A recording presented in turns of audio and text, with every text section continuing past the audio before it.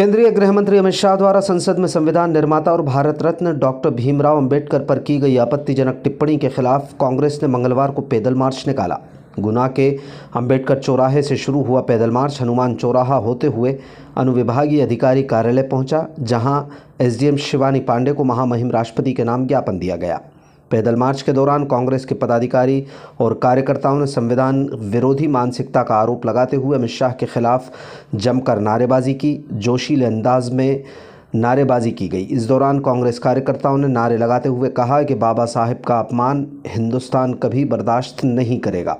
पैदल मार्च में शामिल कार्यकर्ताओं ने अमित शाह मुर्दाबाद के नारे तक लगाए। प्रदर्शन की अगुवाई कर रहे राघोगढ़ विधायक जयवर्धन सिंह ने दो टूक कहा कि अमित शाह का बयान ये प्रदर्शित करता है कि वो गृह मंत्री पद पर रहने लायक ही नहीं है। उन्होंने कहा कि अगर प्रधानमंत्री नरेंद्र मोदी अमित शाह का इस्तीफा स्वीकार नहीं करते हैं तो ये स्पष्ट हो जाएगा कि भाजपा संविधान पर भरोसा नहीं करती। उन्होंने कहा कि अमित शाह को देश से माफ़ी मांगना चाहिए और फौरन इस्तीफा देना चाहिए। प्रदेश कांग्रेस अध्यक्ष जीतू पटवारी के निर्देश पर निकाले गए पैदल मार्च की शुरुआत करते हुए जयवर्धन सिंह ने कांग्रेस कार्यकर्ताओं को अनुशासित रहकर चलने के निर्देश दिए। अधिकांश कांग्रेस कार्यकर्ता जिला कांग्रेस अध्यक्ष मेहरबान सिंह की अगुवाई में बाबा साहब के चित्र लेकर चल रहे थे। कांग्रेस विधायक जयवर्धन सिंह ने भारतीय जनता पार्टी पर संसद के भीतर षड्यंत्र करने का आरोप लगाया। उन्होंने कहा कि कांग्रेस अध्यक्ष मल्लिकार्जुन खड़गे और नेता प्रतिपक्ष राहुल गांधी ने अमित शाह के बाबा साहब पर दिए गए बयान का विरोध किया तो भाजपा के दो सांसदों ने नाटक किया कि उन्हें चोटें आई हैं और कांग्रेस नेताओं की आवाज़ दबाने के लिए उनके खिलाफ एफआईआर दर्ज करा दी गई। यही भाजपा का असली चेहरा है। माननीय केंद्र गृह मंत्री अमित शाह जी के द्वारा राज्यसभा में जो गलत टिप्पणी की गई थी बाबा साहब अम्बेडकर जी के प्रति, उस टिप्पणी से और अमित शाह जी के वक्तव्य से पूरा देश आक्रोशित है। जब भी हम भारत के लोग पूरे विश्व में कहीं जाते हैं तो हम हमारे अखंडता, हमारे एकता और हमारे संविधान की ताकत के बारे में बात करते हैं। और अगर उसी संविधान के निर्माता के खिलाफ देश के गृह मंत्री ऐसी हल्की टिप्पणी करेंगे तो हम ये कभी स्वीकार नहीं करेंगे। पिछले 75 सालों में ऐसे लाखों परिवार हैं, करोड़ों परिवार हैं